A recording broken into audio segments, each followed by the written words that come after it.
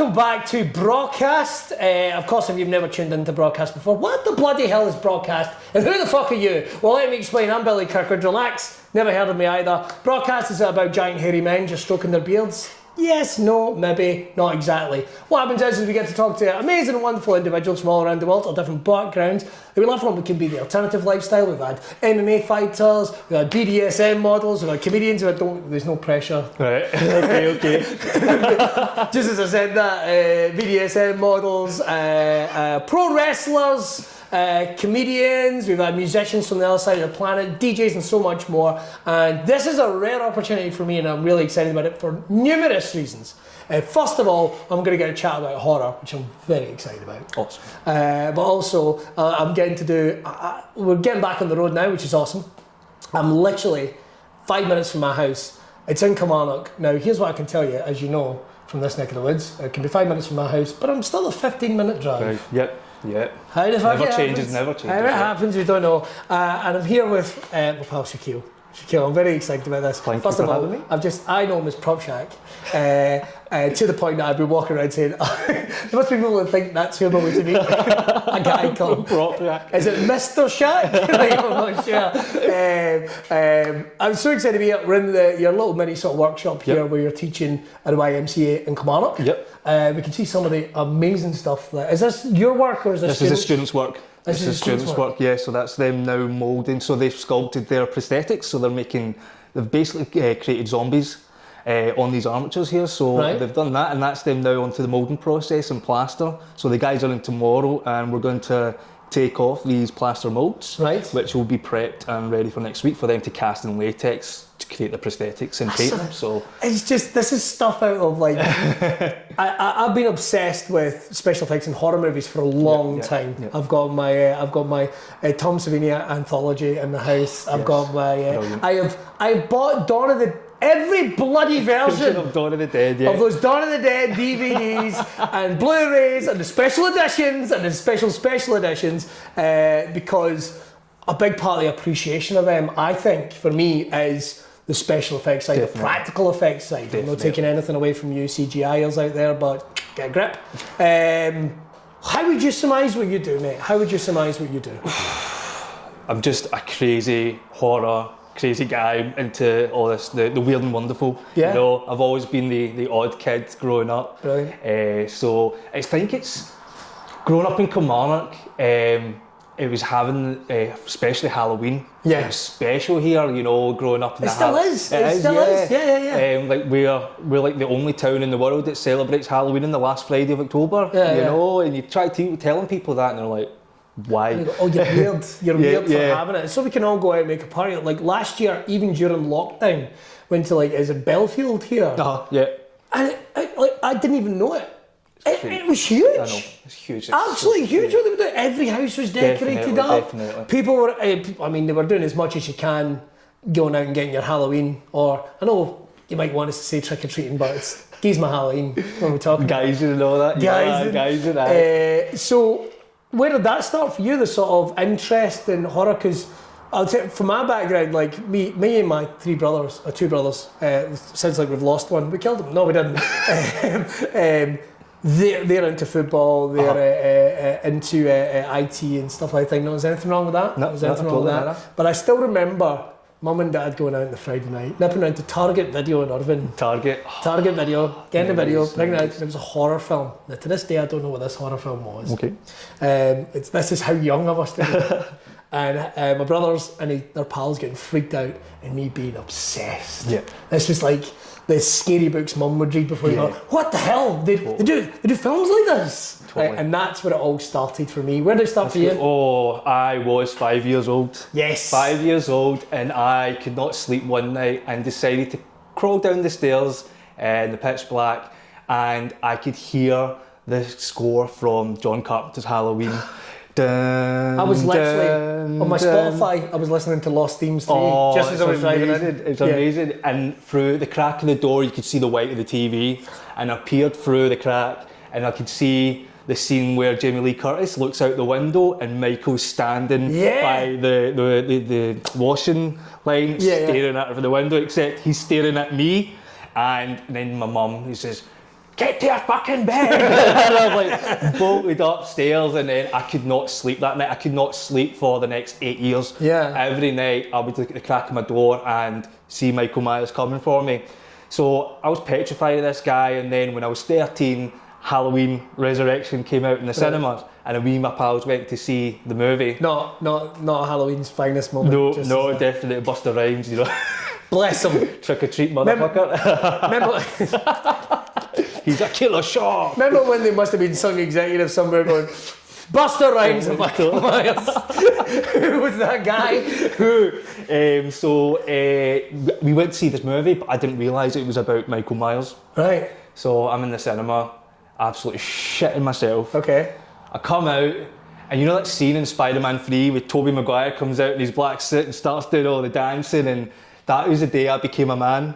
You know, I just walked out of that cinema feeling amazing, and it just got me into horror. Right. So I started buying all the movies, collecting all the memorabilia, and it just went from there. So I basically grew up watching 80s slashers and horror movies, you know, watching Dawn of the Dead, Day of the Dead, watching guys like Tom Savini, Rick Baker, Greg Nicotero, and Dick Smith, you know, just studying, you know, Dick Smith, he was the master, you know, he's the guy that created Reagan's prosthetics for The Exorcist. It's like, it's an entire different world of where like performance and art kind of meet together. People don't really think about it. No, definitely. I mean, we talked, before we kicked off, we talked about the theatre and how it was a big bit of it then, but I sometimes think people miss the appreciation, and for me it's always been what it's about. Definitely. And the thing is, with these group of guys, you know, they've worked in, like, people probably saying, who are these guys, you know, but they've worked in every show and TV film that you've probably watched, you know, and these guys were huge in the 80s, and they passed on all the information to each other, you know, all this stemmed from Dick Smith. So I got really into that and started kind of playing about myself with the makeup and trying to get into it. Then I started studying, going back to the black and white movies, looking at Lon Chaney. Well, was he the one that injected bleach into his eye, or was that Boris Karloff? I can never remember. I think it was Lon, I think it was. Yeah, so which is insane to make it look like in milky eyelids. Yeah, so he was an absolute man. And back in those days, there was no such thing as a makeup artist. Yeah. These guys were either, the actors would apply their own makeup, or there would be beauticians that do it, you know, so there was no such thing. And Lon Chaney, the stuff that he did to his body was crazy, you know.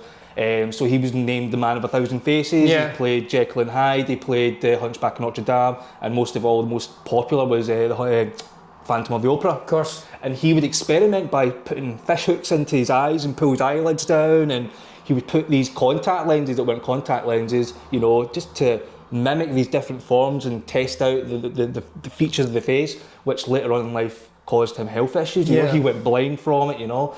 So this guy was a master, and it's just, that's where makeup has progressed since then. And because it was back in the days, they didn't sculpt it or mould it. It was all made from scratch.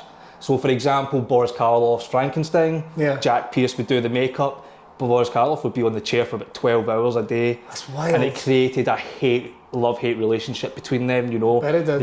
He refused to work with them later on in productions, but they became friends later on. But it's just crazy how makeup has evolved, and you're going from 12 hours now down to probably an hour to 2 hours now. Yeah, definitely. You know? So it's great. So that's what we're trying to bring to Prop Shak and teach these kids, you know, the magic of movie makeup.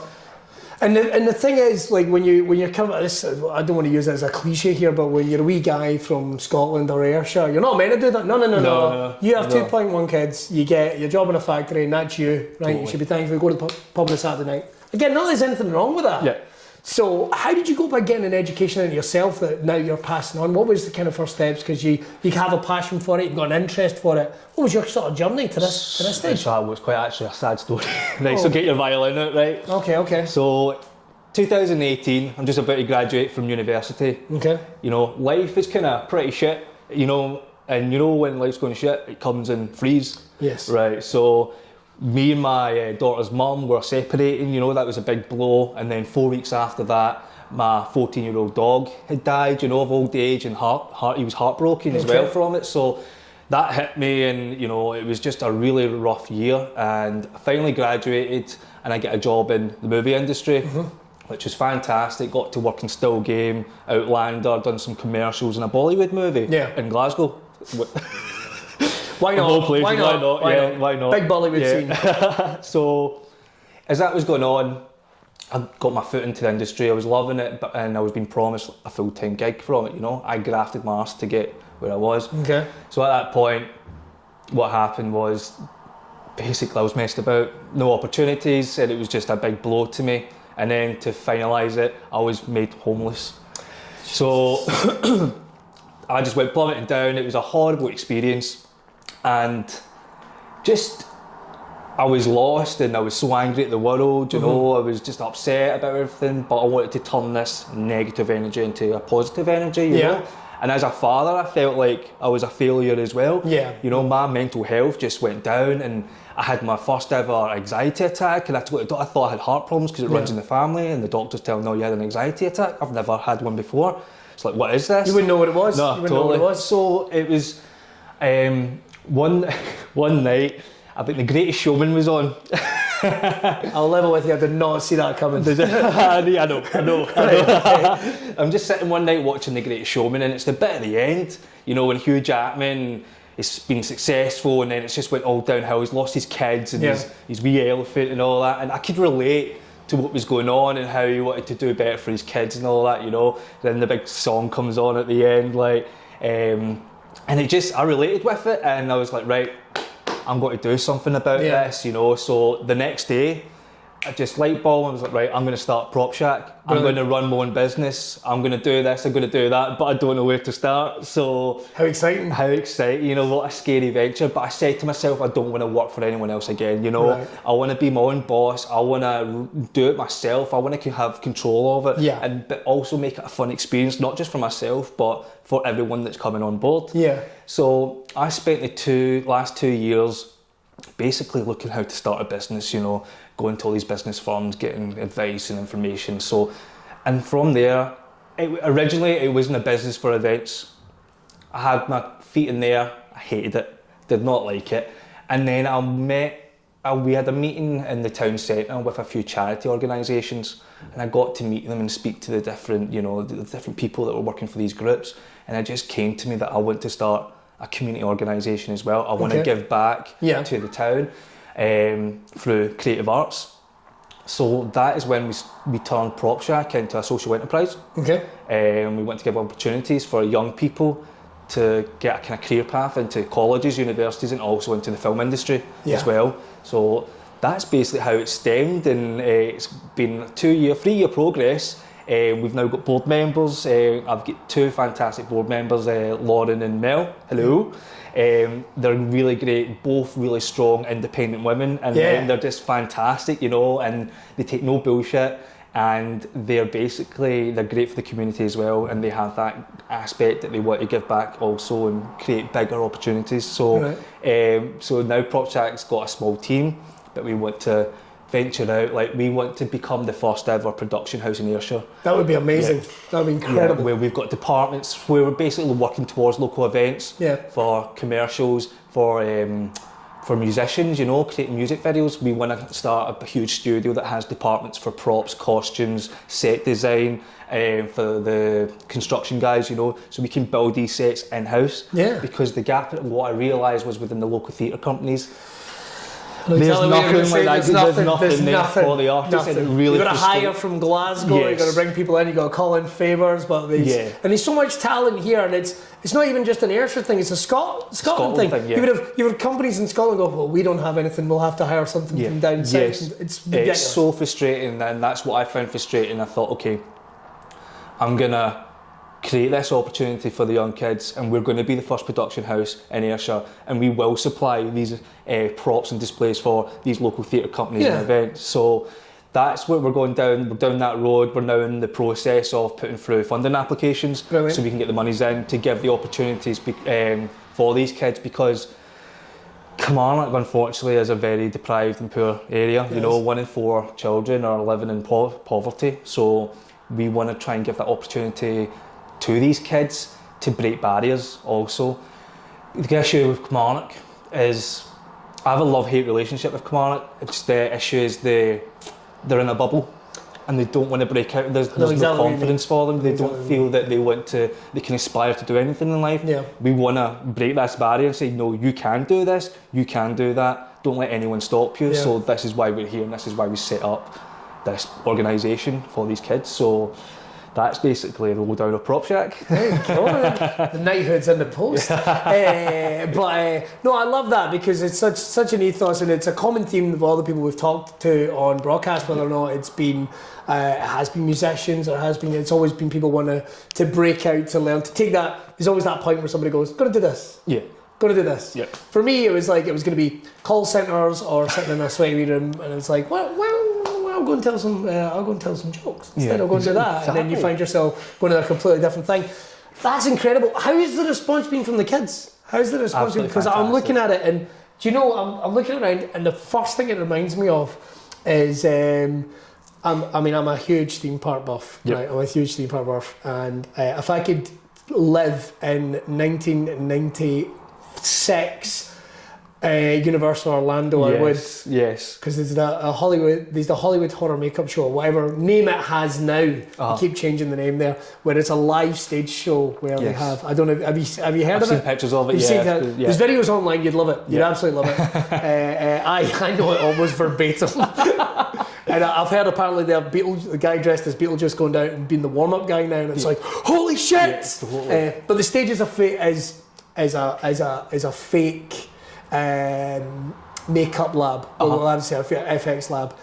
A picture of Hollywood FX lab on your head. That's what you're staring at on this stage. Yep. It's ridiculous. Yeah, totally. There's props from all over the place. But we're sitting in the real one. Basically, yeah. We're sitting in the real one. Yeah, totally. How has the response been from the kids? Great so far, absolutely fantastic. The kids are loving it. It's what I question when they come into the course. Have you done anything like this before? Right. Have you been taught this in school? Yeah. No. I'm like, right, okay. So we've had this is our second group. We've had our first group in. We've got feedback, and the feedback was fantastic. The kids are wanting to come back to do the intermediate courses, which is great. So this is just basically an introduction to SFX makeup. You know, using clay and plaster and latex, but it does get more advanced where we start using fiberglass, silicones, all those kind of things as well. Start making wounds. Where we start creating actual prosthetics, because right now they're making masks. Right. But then there's the prosthetic side of it where it's basically blocked into pieces, so they've got 3-4 pieces on their face, and how the actor can, move around and wear these prosthetics and become who they want to be, So, and it's all about testing out, and it's being weird and looking in the mirror and just doing all these things with your faces. Yeah. So the reception so far has been fantastic, which is great. We want them to come back. We're getting parents calling every day, can we get my kid on board? So it's been fantastic. It's amazing. Great. Yeah. And the thing is that they're learning skills for so many different aspects of life that all come from this. Definitely. So the key thing they're learning so when they're making their mask is the face anatomy. Right. So we're looking at face anatomy, where eye placement, nose placement, mouth, ears, etc. Where it's going to be. Then we work on skin textures. Yeah. We don't want a flat surface that's just there's just nothing to it. So we create skin textures. It's about looking at each other's face, and you can see those wrinkles, or you can see the pores in someone's face and how to create them. So go about doing that as well. Just when you come to pulling the mould and casting the latex, these features all appear, and once you paint them on, they just blow up in your face, and you can see all those little features. So it's teaching them in all the aspects of face anatomy and skin textures, etc. Yeah. So that's what's getting involved with sculpting as well. And it's just not like, for anyone watching, it's just not like horror-based projects and what have you. The skills they're learning here, it's so funny, people go, well, there's no special effects in that film. There's no special effects in, I don't know, Love Actually. Yeah. Or something like that. That's a bad example. That's a terrible example. But even then, like you mentioned, still game and what have you, we go, well, what special effects could there be in still game? Well, there's quite a lot of prosthetics. Yeah, definitely. There's quite a lot of stuff in there. And even in Coronation Street, you got to think definitely. Like there'll be, like, if someone's got a birthmark and needs covered up. Totally. That's just not. Yeah, exactly. Well, in regards to still game, with this company, special effects company, I went in, and the skills that I was learning there, I'd never learned in uni. It was all new to me. So, for example, we done the last season by the Jack and Victor and the gang sitting by the campfire. Yes. So in regards to special effects, we rigged up the campfire. Yeah, so this is what we done, and we rigged it up, and it's basically a gas canister with a flame bar going through it. Got you. Yeah, and that's when Winston melts his his boot. So this was down in Ben Lomond, so that was that aspect for it. And then the other scene we done was Winston's wedding at Botanical Gardens, yes, where they set off the sparkler. And again, all we've rigged up in regards to special effects is rigged up a water sprinkler system, and that's it. So in regards to special effects, there's so many aspects and avenues to it, so it's not just makeup. So one of the cool things I see, I mean, to do this as a kid, man, totally. It must fire and blow your imagination. Like, and I always say about it, like, even the most quiet, reserved, docile kid, there is an imagination and there's a treasure trove getting ready to dig into. Definitely. How has it been digging into these guys? What have they been like coming up with? Because I noticed, I think it's the Baby Yoda. Is that Baby Yoda or is it So that Tiny was a Pumpkin? Baby Yoda, yeah, that I started and he's now being impaled due to the heat. I was just thinking, Yes. I was like, it's an interesting, like, maybe you weren't a fan of the series, I wasn't sure. Some people aren't. We've got a giant club and stuff over here, and we've got your Jack Sparrow. Yeah. Have the kids come, what type of things are they into, or is it a little bit of everything? Because I even think, like, we're talking horror movies, but even in your things like Fortnite, there's an example.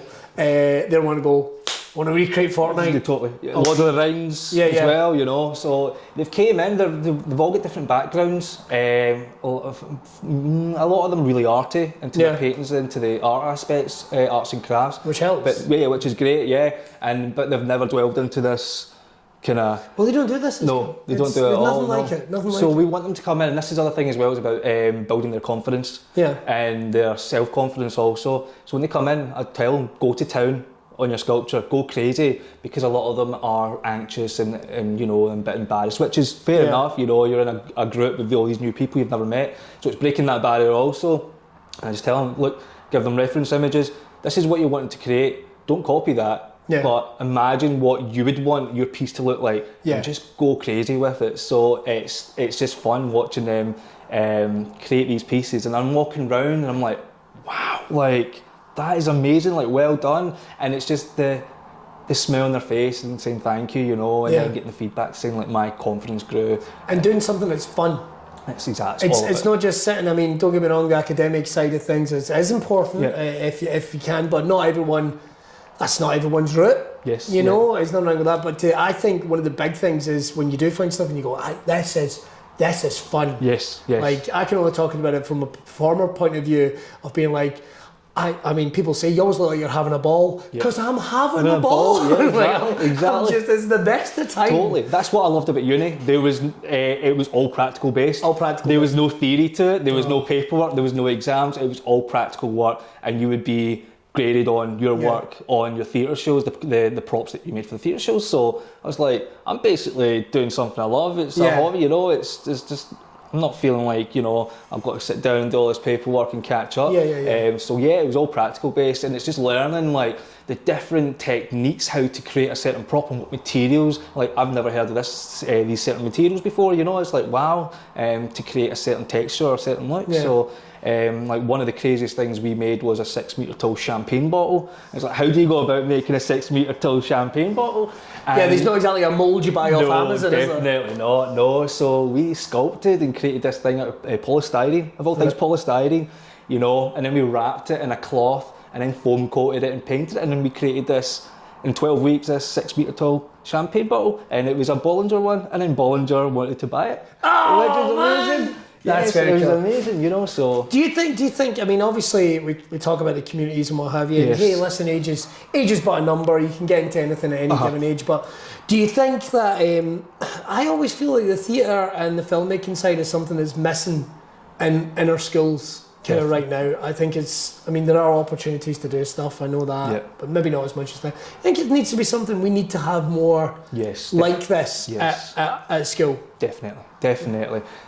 I know it's a bit of a niche subject, but that's the good thing about it. It's different, it's new. This is when I went to my college, this is what I learned, and I was like, wow, this is what basically made me determine what I wanted to do. Yes, I've always been into the aspects of special effects makeup. It was a sculpture class, and from sculpture I learned to create these models, like face models, and I was like, this is what I want to do. You know, I was lost for like years, and I was like reflecting on this last week, like how I got to where I am, and I just basically realised that my life's been breadcrumbs that's just been left out, where okay, what am I going to do? I tried to get into Pinewood Studios, 12 grand for a 6-week course.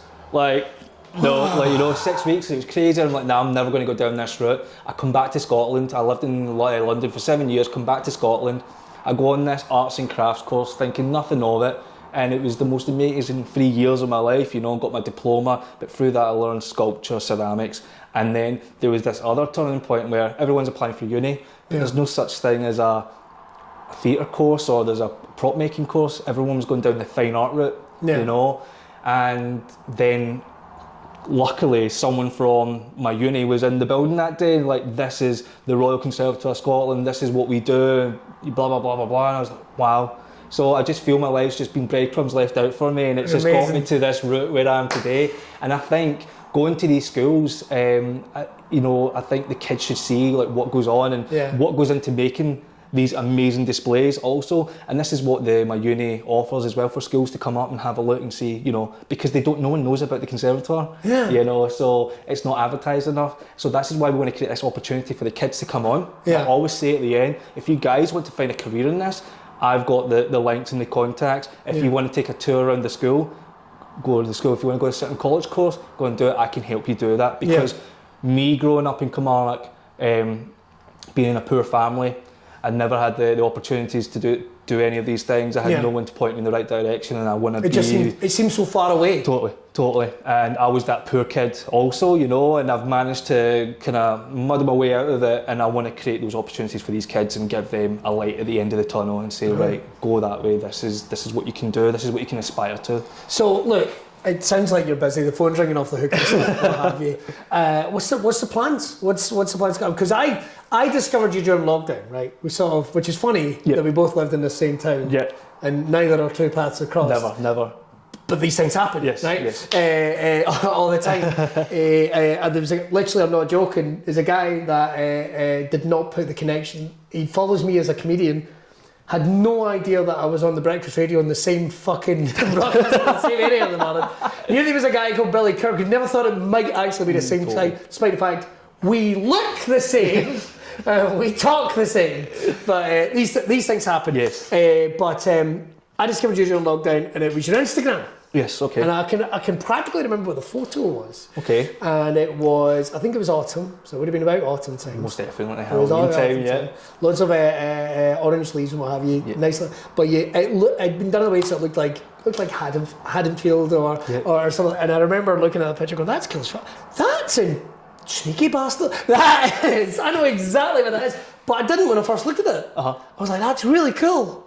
And then I read the description and watched a little more and went, oh, this guy's into the same type of things I'm into. Man, this is very cool. Definitely. And then kind of followed the journey. Yep. And then I saw that, this was happening. And it's like, this is fucking incredible. Yep. What's the plans then? What's the plans going forward? Can people get in touch? Can people get more information? Or anyone can hit me up on Instagram at Propshak or Prop Shak Limited. Yes. And we've also got the Facebook page as well. Yes. The plans for the future right now is we're putting applications in for funding for a Christmas event. Fantastic. So we want to create a Christmas event to get the community involved, so that it's community led and it's built by the community. Yes. So they can take some pride in creating this display. So we're waiting to hear back from that. We're currently hopefully got a gig for Halloween for Tamfest. Yes. Fingers crossed. Which again, creating an opportunity for the community to come in and help me make it. Huge event as well. Which will be fantastic, So we've also required, there's a lot of empty buildings in Kilmarnock obviously, so we're trying to acquire them to create workshop spaces. Yeah. Which is great. And then the 5-year plan, so we've got a 5-year plan.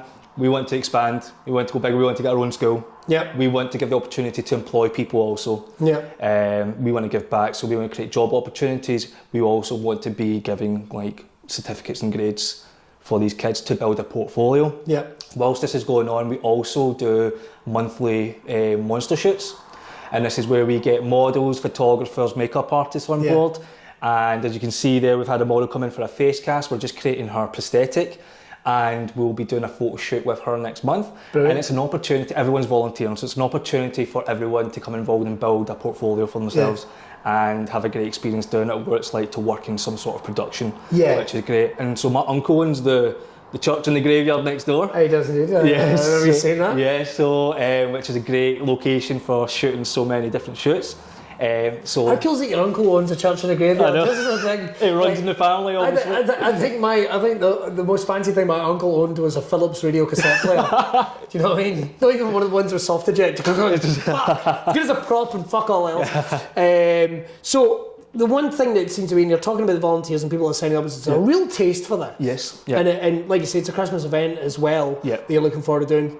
Which again, I just saying so it illustrates that it's not just all scary monsters and horror stuff. Even though I know that's a big passion thing, and it's really fine. Like I'm looking at this helmet over here with horns coming out as well, like something out of Pan's Labyrinth. Have I just made that up? No, have they? If that hadn't been there, I was going to be a bit worried for just a second. But to talk about you just a little second, we got to do some horror chat. Yes. Okay. Yes. Definitely.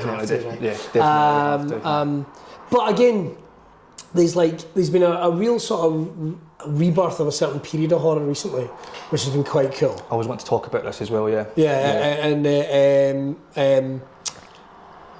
I mean, I think things like Stranger Things have helped. Yes. I think, and it's that element of retro America. aspect, the 80s. Fucking love it. Love the 80s. I absolutely love it. And the way Stranger Things has captured it, it's just like, Jesus. Definitely. If we could refit the Burns Mall or something to what it would have looked like in that period and everyone going down with giant phones. It would absolutely what's your sort of go-to horror stuff then? Because we talked about the Masters, Tom Savini, and, amongst others, and Mark Showstrom and those type of guys before K&B was the thing. What's your sort of go-to horror stuff? Because for me, I remember when it took a turn when I started getting into it in a crazy way, and it was Evil Dead 2. Evil Dead 2, yeah. It was the first one I saw also. Yeah? Yeah, it was the first one, on VHS, I bought this. Because I used to work at Blockbuster Video back in the day, which the cool thing about it was, you got 7 free rentals. So I would watch it. Everything that came in, because nobody would use all the rentals. No. Suzanne, do you mind if I use your? You would eat through it. But before that, I'd seen Evil Dead. And one of the cool things is that I think I got Evil Dead on DVD because VHS wasn't around. No, I think I got the VHS and it was like, oh, VHS is not a thing anymore. Yeah. Well, onto DVD, but it had. It came back now. It has. It came back. Yeah. In fact, there's some amazing stuff. Amazing. There's like a retro video shop in Las Vegas you can go to. Yep. I saw that type of shit. So it's going to come back. It's going to come back. I get the feeling. But one of the cool things about the Evil Dead 2 DVD and the Thing DVD is another example. Is the documentaries that are on them. Yes. And it just makes you appreciate everything at a completely different level. The amount of work that went into them. Yeah, it's crazy. So what's your go-to horrors then? Well, the main movie that got me into all this is John Carpenter's Halloween. Yes. Is it your favourite Halloween movie? It's my favourite, always been my favourite. It's just the aspect of there's no blood in the movie whatsoever. I'm a big fan of Prince of Darkness. I don't think it gets nearly half. I've not seen Prince of Darkness. Have you not? No. It's for some reason there's just there's a love story now in a minute that goes at the start that goes on for 30 minutes. That is. It's just to make you care about the women at the end. All right, okay. But it doesn't work. Come on, get back to Donald Pleasance. Donald Pleasance is in it. Is he? It's a priest. Oh, right, okay. Right, I know the movie you're on about. Right, sorry. So I know what's your go-tos? So Halloween. Yep. Which is I'm a huge John Carpenter buff. I love The Thing. Yeah. Christine as well. Christine was and Halloween 3 as a standalone movie was amazing. Now, this is the whole thing. Yeah. Halloween 3 gets some amount of shit, but as a standalone film, spot on.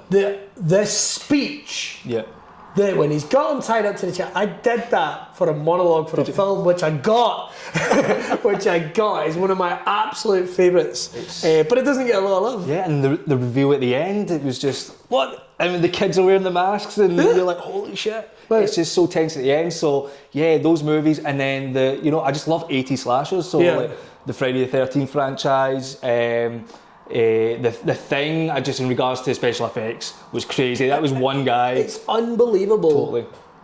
Everything he did. Yeah. When you watch it back, and you just I don't think Rob's even in the business now. Or barely in the business. No. I think the last, and you go down wormholes. I don't know what he's up to. And I think the last thing he worked on was an episode of Las Vegas or something like that. Crazy, yeah. But he was just probably the most hands down talented guy. Totally.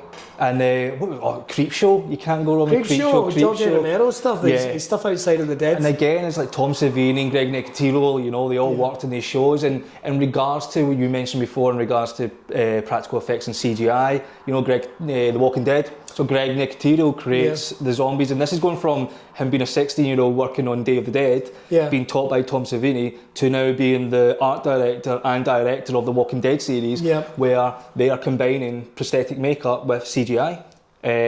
To create more of a realistic kind of look to the tone, to the movie, to the series. To expand it, expand the universe. So it's again like The Walking Dead, nobody realised that it's these guys from the 80s and you know it's just progressed. So yeah, that's like my go-to in the old school Creepshow anthology as well, and Tales of the Dark Side, you know, that kind of stuff. So Halloween's an interesting one because like you say, there's no blood in it. No. And it almost reads like, it's a boogeyman story. It's a boogeyman story. It's a boogeyman story. Yeah. But it's like a Brothers Grimm story. It's like it is like a dark fairy tale in its own way. Yeah. Don't get me wrong, a woman gets pure stabbed by a kid in a clown costume right at the start. Spoiler. But and I wanted to like the Rob Zombie ones. I did. I like the casts. I love them. They're amazing. I like the casts, man. But I did the second one. I really struggled with. So I hated it in the beginning. After watching it, maybe give it another. I now love it. All right, okay, I'll maybe give it another. I love it. And I love Rob Zombie stuff. I really do. Devil's Rejects is great. Haven't managed to get through 3 from Hell yet. I've got 40 minutes into it. See that one. I've got 40 minutes through it, and I was like, I'm going to give this another go. I'm definitely going to give it. And now he's doing the Monsters. The new Monsters. Monsters. I know. How is he going to do with that? Oh, I don't know. I've seen Grandpa. Designs. Yeah, I've seen Grandpa's. Yeah. So, and it's just predicting who is going to play Lily. It's a hard one. Please don't let him. I mean, he needs to. Well, what kind of films are going to be? I think it's a TV show. Is it going to be? Oh, it is. It's going to be a TV show. Yeah. Is it a Rob Zombie? Or is it a Twilight Zone kind of like? I feel it's got a Tim Burton twist into it. That would be great. Yeah, definitely. Who's going to play Herman though? He's like the sweetest man on the planet. How are they going to do that? I know. How can that be? If it's not Fred Quinn, sorry, who's it going to be? Totally. Oh, that's again another Pet Sematary. Pet Sematary. Another amazing movie. I didn't watch the remake. Did you not? No. Oh, it's terrible. It's terrible. Don't watch it. It's terrible. Pet Sematary 2 is quite good. Clancy Brown is good. Good at it. Clancy Brown's good. I'm a big Kurgan Highlander mark as well.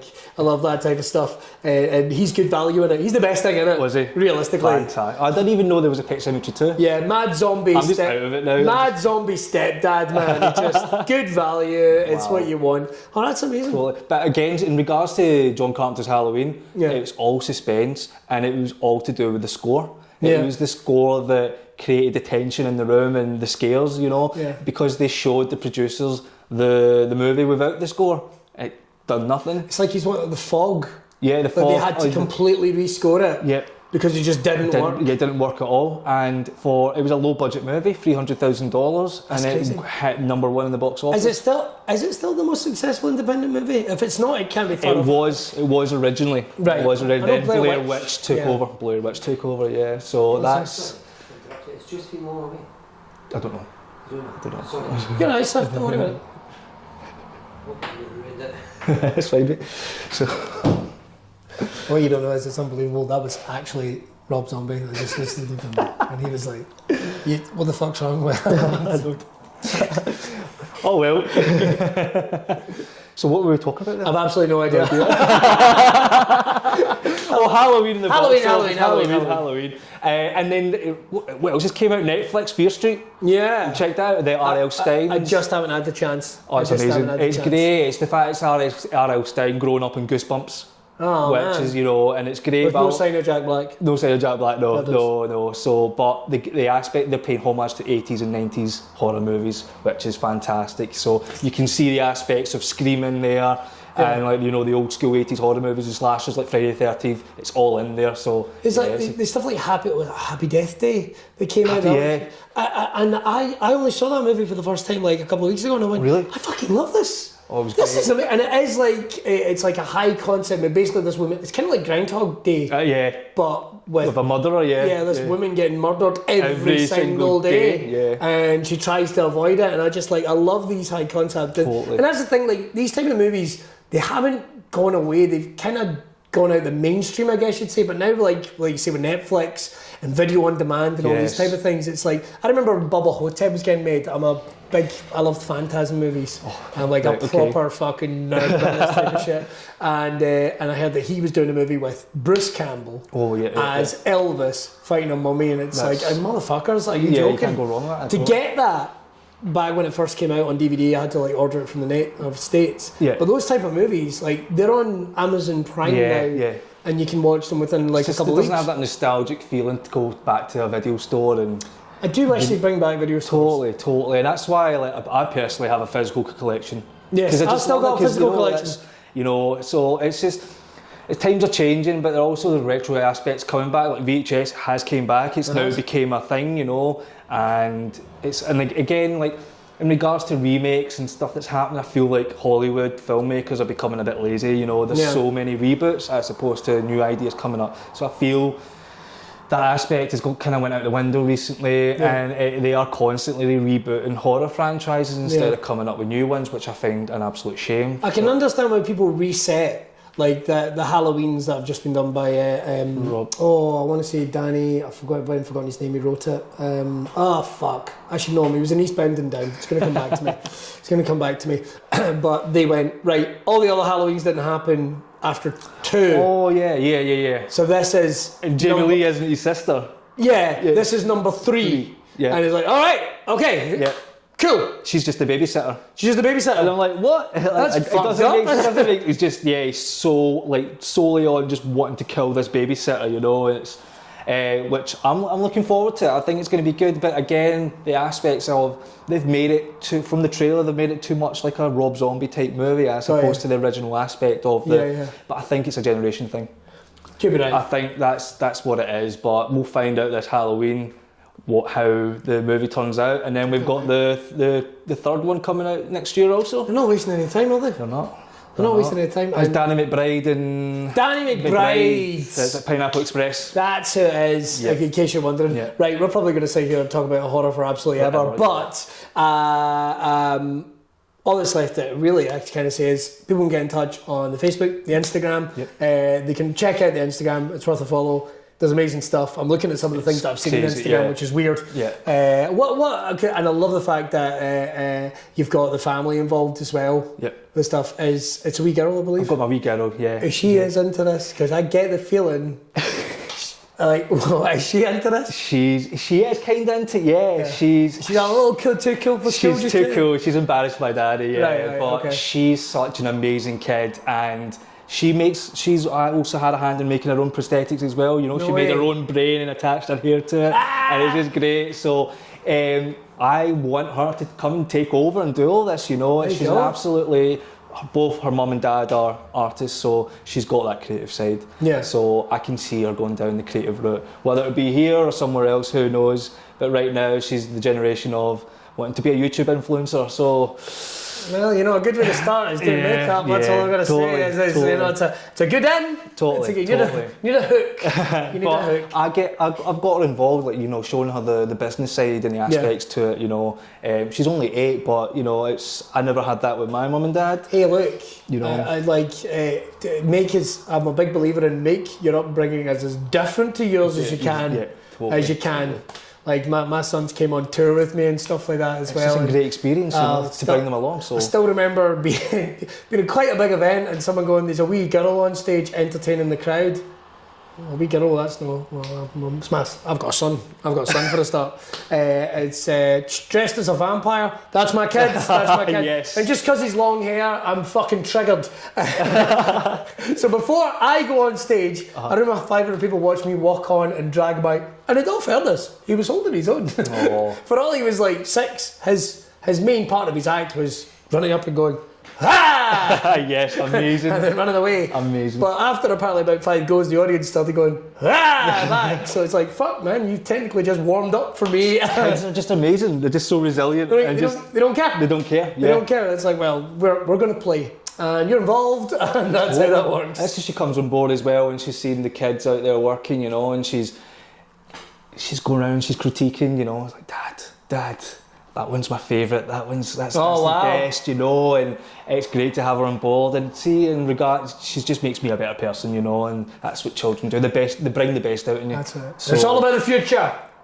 It's all about the future. Totally. Cool, it's been a blast. No, thank you very much. Thank you very much. Honestly. Make sure to check everything out. We're going to be back with Braw Cast very, very soon. Don't forget to follow. Oh God, I've got to get the plugs in. Don't forget to head over to our Weird Oils, get out loads of the amazing gear they've got coming out. There's going to be a wee thank you package for coming on the show as well. Thank you very much. And so much more. And of course, check out the vlogs. Subscribe, subscribe, just in case your kids watching need some tips. See you next time. Right now on broadcast. Bye.